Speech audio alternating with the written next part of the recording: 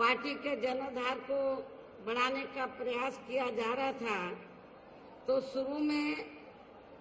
खास तौर से पश्चिमी यूपी के लोग और पश्चिमी यूपी में जो विरोधी पार्टी के लोग हैं वो ये प्रचार करते थे कि बहुजन समाज पार्टी ये अपर कास्ट के खिलाफ है,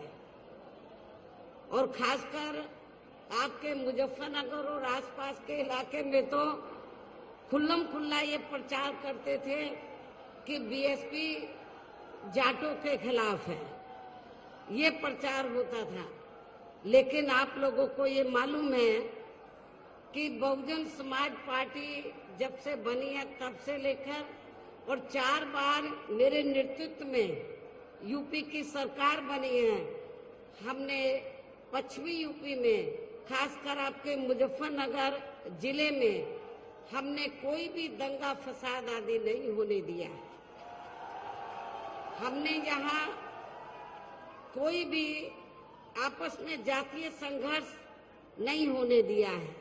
सांप्रदायिक संघर्ष नहीं होने दिया है। सपा जब पावर में थी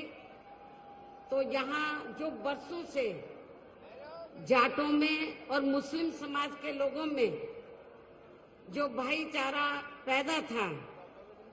तो सपा की सरकार में उस भाईचारे को तोड़ा गया। यहाँ जाट समाज और मुस्लिम समाज इन दोनों को आपस में लड़ाया गया, नफरत पैदा की गई, लेकिन हमने ऐसा नहीं होने दिया। और मैं ये आपको बताना चाहती हूँ कि मुस्लिम समाज और चौधरी समाज को, जाट समाज को ये ना लगे कि हमारी किसी की उपेक्षा की गई है, तो हमने इस बात का भी विशेष ध्यान रखा। हमने यहाँ से अति पिछड़े वर्ग को टिकट दिया, प्रजापति समाज से अति पिछड़े वर्ग को